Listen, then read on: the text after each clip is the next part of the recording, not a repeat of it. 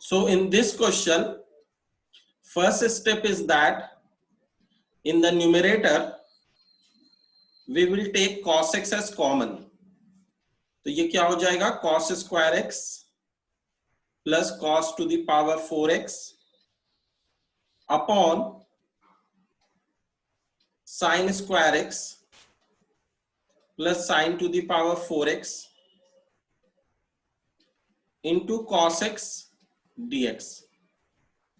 Now what we will do, we will substitute, let sin x is equal to t, then its derivative cos x will be equal to dt.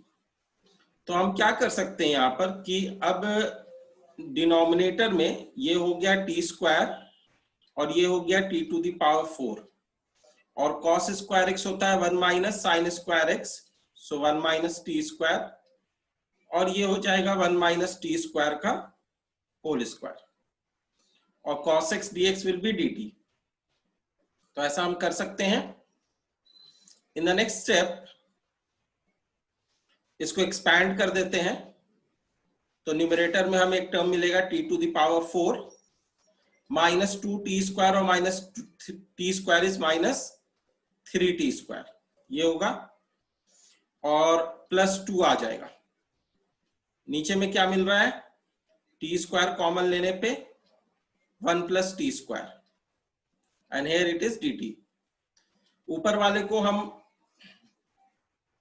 अगर split करते हैं, लेकिन उससे पहले ये सोच लो कि ऊपर वाला जो पॉलिनोमियल है वो 4 डिग्री का है और नीचे वाला जो पॉलिनोमियल है वो भी 4 डिग्री का है. So let us first divide the numerator by denominator. तो t to the power 4 minus 3 T square plus 2 को हम लोग डिवाइड कर देते हैं by the denominator t to the power 4 plus T square से. तो 1 टाइम्स जाएगा, t to the power 4 plus T square हो जाएगा and when we will subtract t to the power 4 will cancel and minus 4 T square plus 2. This is what we will get here. तो basically ये जो हमारा integral है इसको हम क्या लिख सकते हैं, दैट इज इंटीग्रल ऑफ, ये तो 1 आ गया विच इज द कोशंट, तो सिंपली 1 का integration plus integral of divisor by reminder by divisor, that is minus 4 T square plus 2 upon T to the power 4 plus T square dt. तो यहां तक अब हम लोग ने कर लिया. अब हम क्या करेंगे, we will apply partial fraction.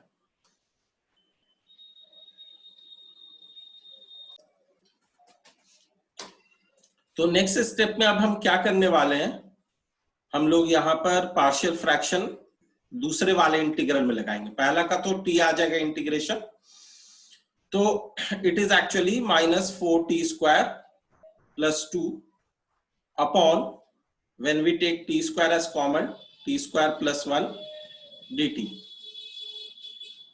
So this will be t plus, अब इसको अलग से बाहर निकाल लो, minus 4 T square plus 2 upon T square into T square plus 1 को बाहर निकाल के. और तुम एक काम और कर सकते हो, थोड़ा सा चीज को समझने के लिए टी स्क्वायर को v मान लो, सो दैट कि पार्शियल फ्रैक्शन लगाने में आसानी हो. हर जगह टी स्क्वायर उसको v मान लो. So it is a linear in the numerator and quadratic in the denominator, जिसके 2 फैक्टर्स हैं. तो हम क्या करते थे, a upon v plus b upon v plus 1. Now can we find a and b?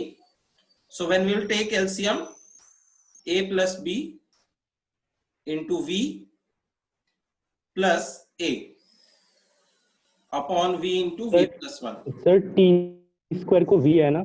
हाँ, टी स्क्वायर को v ले लिया हमने. Here we have taken t square is equal to v. ठीक है, बाद में t स्क्वायर पुट कर देंगे. तो यहां से अगर हम कोफिशिएंट को इक्वल करें तो a प्लस b की वैल्यू हो गई -4 और a की वैल्यू हो गई 2. तो इससे b की वैल्यू आ जाएगी -6. तो बेसिकली हमारे पास जो इसका पार्शियल फ्रैक्शन बन रहा है वो हो रहा है a by v, v is actually t square here, plus b by v plus 1. And what is a? A is actually, as you can see here, it is 2. So what we'll say, 2 by v means 2 by t square integral. This is separated, plus b, which is minus 6, upon v plus 1, which means t square plus 1 dt. Now we have to simply integrate them and we will get the answer as t, and we will finally substitute t as sin x as we took. तो 2 by t square का integration क्या होता है?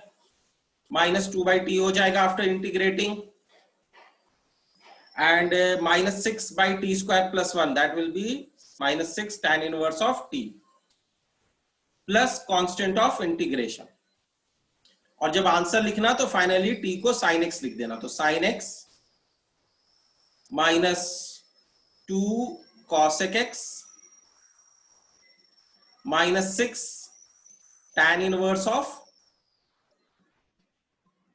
sin x, जिसको तुम बाद में x के टर्म में भी ला सकते हो, plus constant of integration. So this is the answer of this question. और जो ऑप्शंस गिवन है as it is being sent, उसमें से एक ऑप्शन जो है sin x minus 2 sin x to the power minus 1, मतलब cos x हो गया, minus 6 tan inverse sin x है. So the correct option is C option. Is this okay? Yes, sir.